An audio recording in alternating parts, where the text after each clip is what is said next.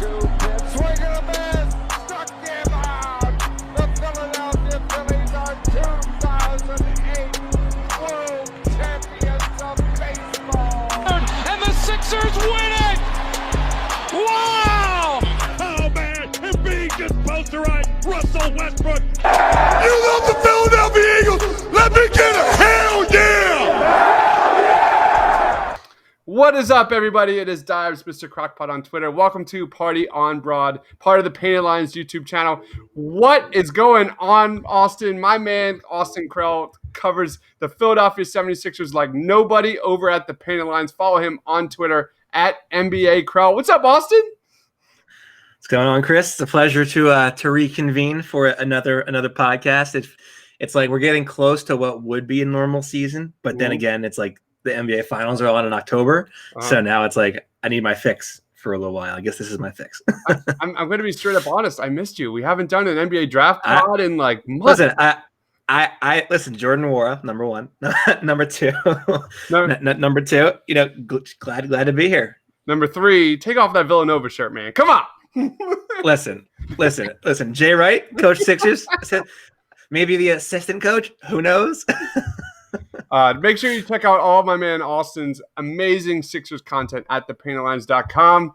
Doc Rivers, baby. He just signed a 5-year deal to be the head coach, the next head coach of the Philadelphia 76ers. I just got done doing a first-round mock draft, NHL mock draft with my man Tyson, and we're halfway through the pod, and my man Tyson's like, and I'm like, what? And he goes, Doc Rivers to the Sixers. And I was like, oh, man, the shit's about to go down. So here we go. I had to have my man Austin join us to break it all down. What does the Doc Rivers head coach of the Philadelphia 76ers mean moving forward, man?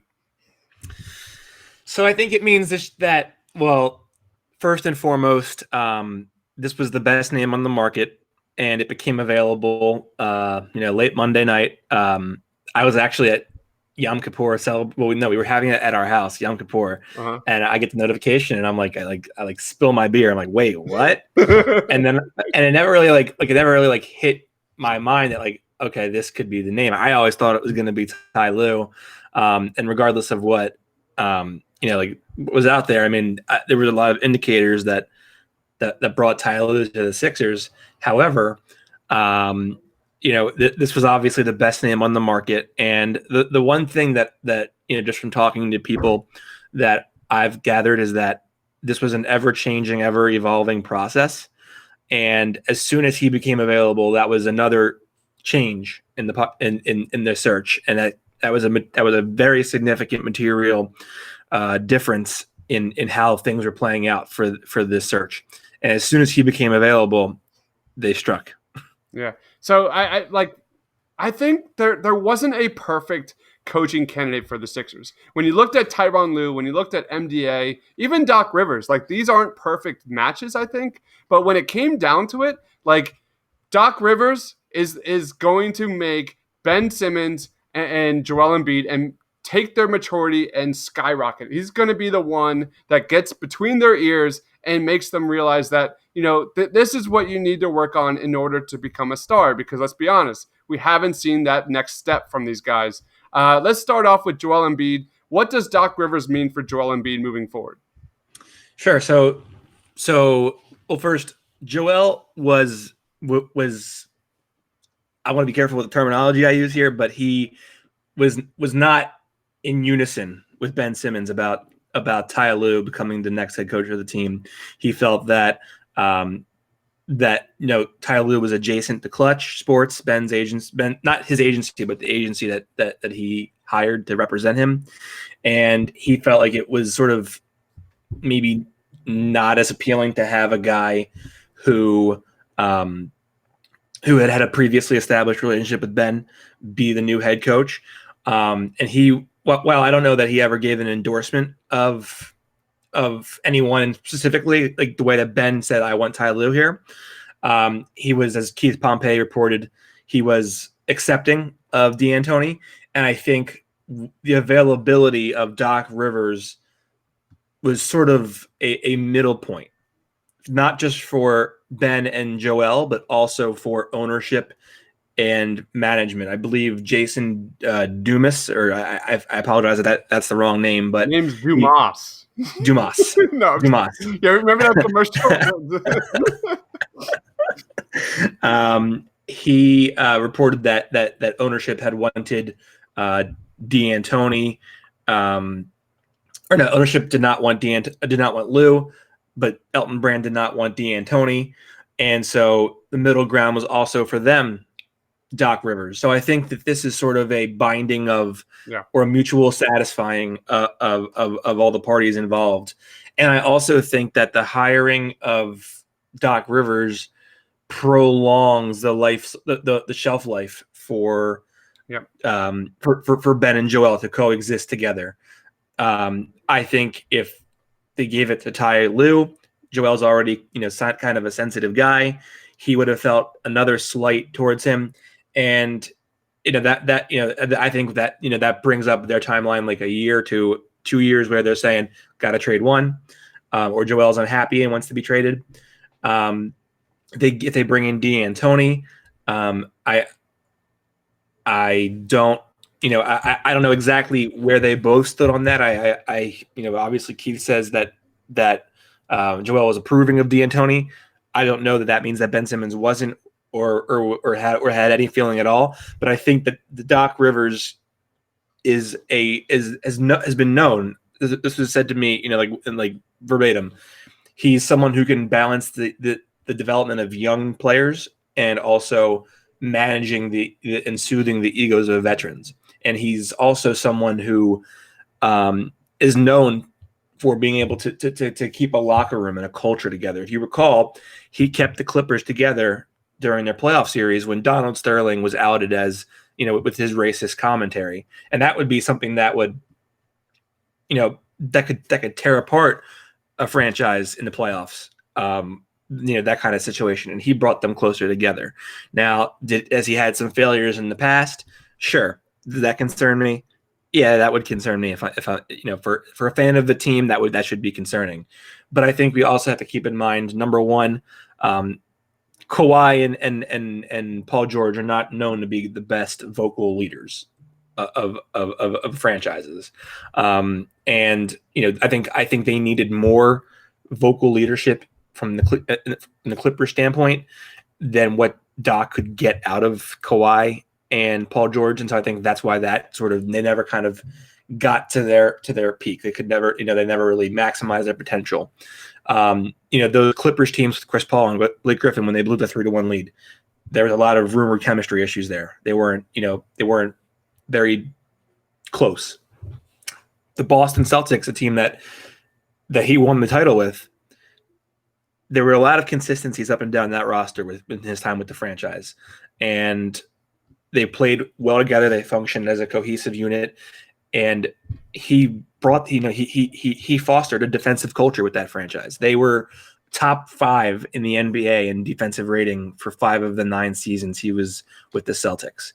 So depending on how you view the roster relatively Clippers versus the Celtics, I think Joel sort of serves as that tough Garnett type player. And I'm not saying he's like Kevin Garnett. He's not. They're two different animals. Yep. But I think that the character traits match up in terms of what their roles are within the team. And I think Ben acts as the Rondo, however you want to compare on the Rondo, you can. But I think that there is certain identity here of defense that has been established with this hiring. Yeah, and we talked about culture and how, it really kind of fell off a cliff, the chemistry for the Sixers all last year. You talked about like how this has real potential for Ben and Joel to kind of mend and really focus on being with the Sixers for the foreseeable future. But you also talked about between the ears with Ben and Joel, and these guys aren't necessarily the vocal leaders that we want them to be. They are what they are. They're two very different animals. You said it.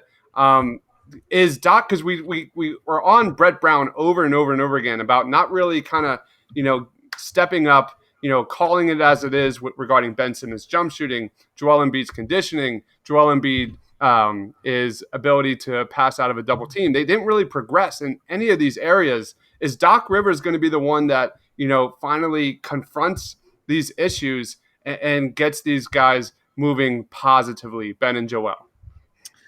I'll put it this way. If he can't, I don't know that anyone can. Okay. At least with them together. Maybe maybe you end up having to trade one, and then we start to see what we need to see.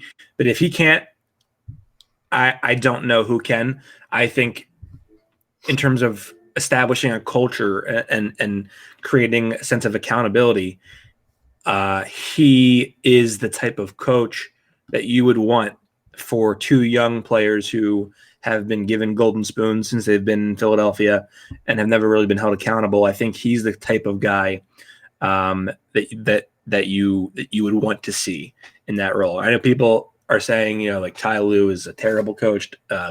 D'Antoni can't coach. Doc Rivers isn't that great coach. There's a reason that guys like Eric Spoelstra and Greg Popovich and whatnot are not available, because they're the cream of the crop. Cream of the crop isn't available too often. So you take the best you can get on the market when the time comes for a new coach, and this was the best on the market. And you can think about, okay, well, how that coach the college ranks. That works for a team that's rebuilding. Like the Boston Celtics were about to embark on a rebuild when they hired Brad Stevens. So it didn't really, you could go through the growing pains with him and not, really be suffer, because it was on the same timeline. You don't want to bring on an inexperienced college coach into this environment with two players that are established stars, a team that's ready to win. It's a lot of pressure. It's a lot of egos to manage. And for someone with that experience, it doesn't make a lot of sense. This was the best hire for the franchise. Last question. Let's touch on Tobias Harris, because Tobias Harris had some of his best years under Doc Rivers. He was very inconsistent, hot, cold. Off the court, this guy is the man. Nothing but mad respect for Tobias Harris. But on the court, this guy just seems to go in waves. It's just very, very streaky. What is your take, and how does Doc Rivers help Tobias Harris become more consistent next season? Well, I think one thing that we saw with Doc in Los Angeles was that oftentimes Tobias Harris was someone who was being used number one pick and roll as a facilitator, not as a facilitator, but an initiator of the pick and roll. And then he also didn't have a big in the paint that was sort of taking up space there. And so I think that enabled Tobias to sort of function in an area of comfort. I mean, keep in mind, when he was in Philly thus far, he's had Embiid or Horford in the paint with him, clogging the lanes. And that doesn't give him a lot of space to operate. He hasn't had a chance to really feel comfortable in that role. I think there are sets that you can implement that are not these organic figments of the imagination that Brett Brown had. And I love, I respect Brett, but there were clearly issues there. And I think there were ways that he could have incorporated Joel that didn't involve just him parking it in the paint, for 24 seconds or sitting outside. So I think Tobias can return to what his ceiling was with Doc. And the better news is, even if that isn't necessarily a player that is worth the contract that he got, if he's playing to the level that he was with Doc Rivers here, you can boost his trade value. Yeah. And maybe a team is willing to take that on. Maybe they're not. But I do know right now that contract is dead weight. Yeah. How would you grade this contract with a 5-year deal with Mr. Doc Rivers? I'm right in that A- range. Like I said, that this isn't a home run coach coming in to Philadelphia. I think an A-, B+ range is probably pretty appropriate. I see this guy maybe not as the X's and O's answer that we really crave, but I see this as a guy who's going to take Ben and Joel and mold them from boys into men, and that's significant. How would you grade this? Go ahead, Austin. Well, again, I think he was the best candidate on the market, so I think in that sense it's an A. And I think Doc has largely had to coach to the pieces he had around him. The Boston pieces were very defensive-minded, tough players. Their defensive rating reflected that.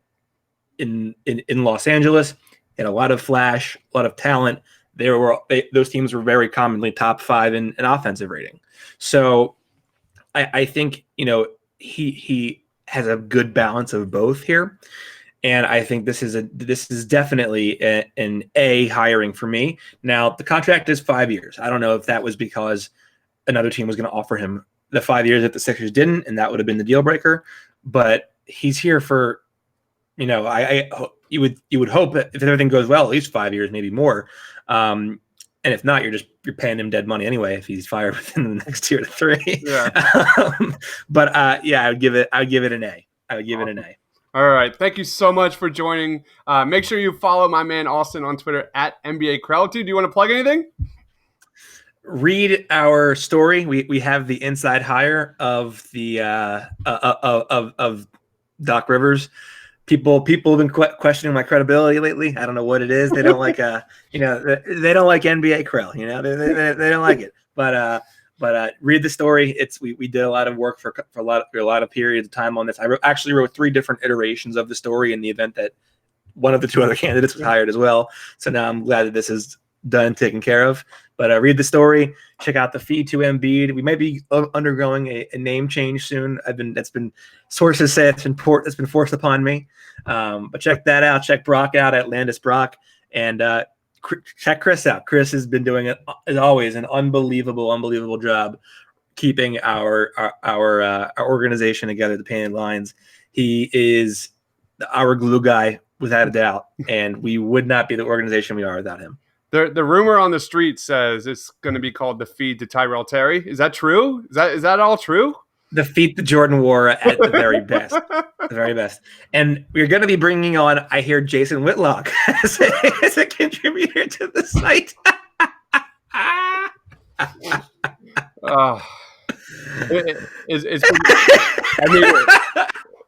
Jesus, here we go. So make sure you check out the feed to Embiid on Twitter at the feed to Embiid, Austin's podcast. Check out Brock Landis on Twitter at Landis Brock. They do amazing content. You can find that podcast here on YouTube at the Painted Line YouTube channel. You can check out my man's all the written content on the Sixers at thepaintedlines.com.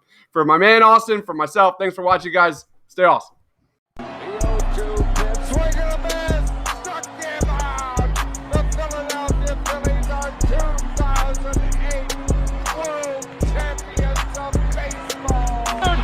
Sixers win it! Wow!